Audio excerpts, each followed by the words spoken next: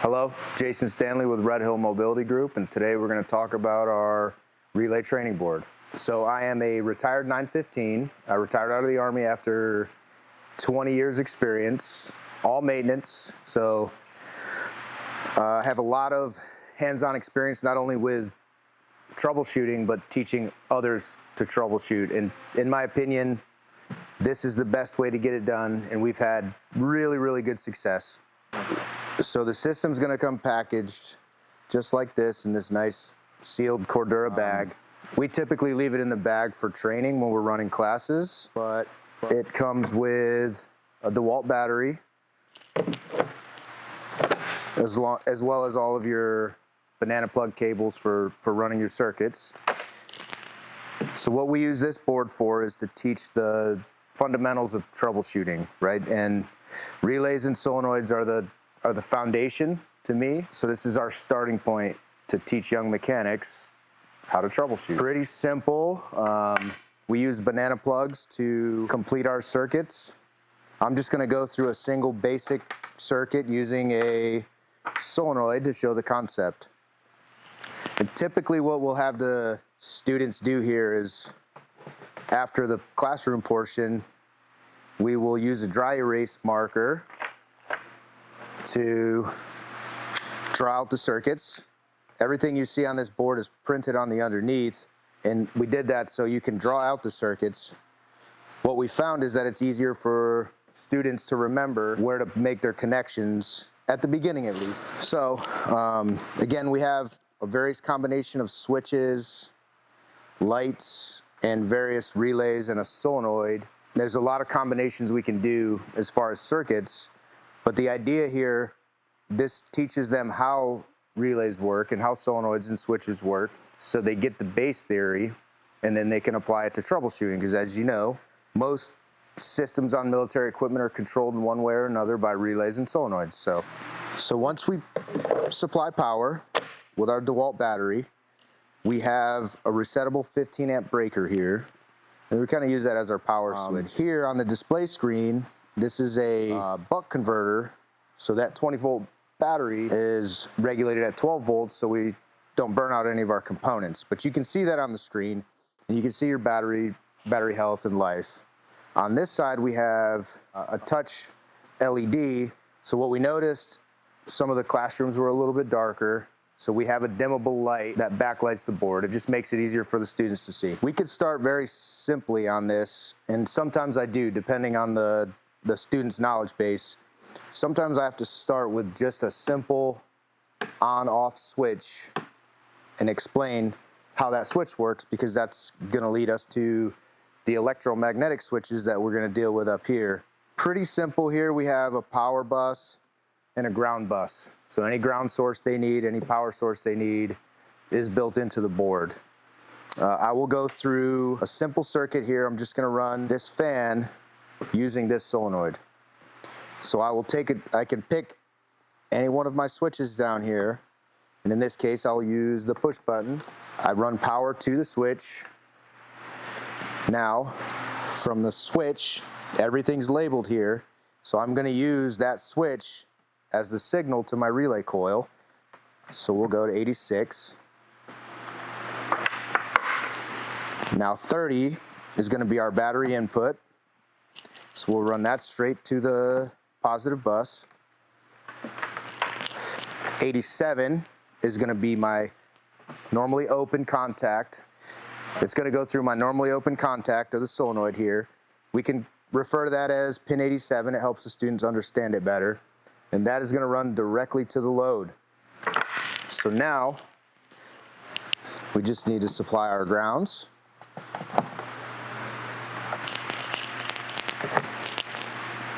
Now, since this solenoid is normally open, when I press this switch, it's going to close the contacts in the relay solenoid to turn my fan on.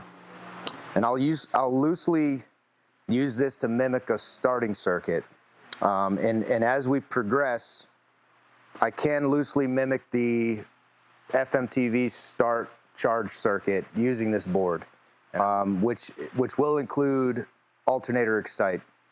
And that's important because we can use or take a real world example to show how a changeover or 5-pin relay works and how they can apply that in their troubleshooting. So similar start. We're gonna go to our start switch, push button start. From there, I will use that to signal one of my 5-pin relays.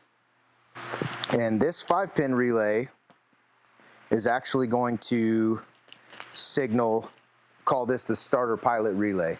So we're using low current to control high current, and that's a big part of our teaching. So from here, our normally open pin 87 is going to now become the signal.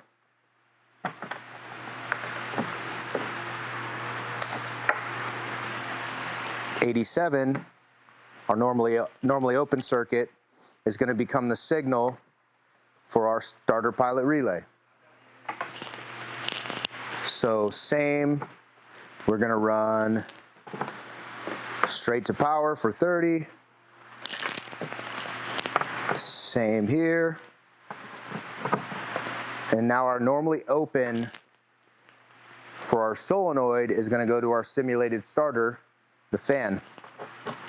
So 87 to fan power. Provide ground to the fan. Ground for the solenoid. Ground for the 5-pin relay. Now, we're going to call this a K11 relay. If you're an Army mechanic or Marine Corps mechanic, you might understand this, but for now, I'm just going to show this small relay controlling this bigger solenoid and working our way up incrementally in the amount of current our devices can handle. The only thing we're missing now is we're going to take that normally closed circuit from K11 here, and we're going to call this our alternator excite. So normally closed means as soon as I provide power to this LED, the LED is going to turn on.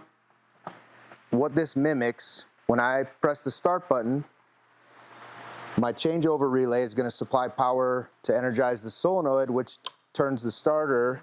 When I release the start button, this now becomes alternator excite, and that's how the charge system works on the FMTV.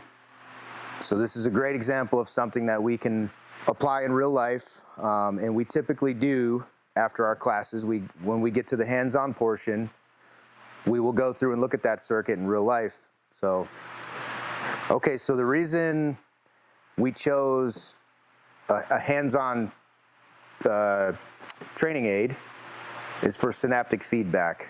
And you know, there are some digital versions where students can get on and play around with circuits, but there's just something to things spinning, lights turning on, noises that really promote a good learning environment. So we've been using this board around different installations for a few years, teaching classes to Army mechanics, and we've had a ton of success. I mean, we've taught fuelers, clerks, anybody that happens to be in the class, and generally by the end of the class, everybody understands how relays and switches work.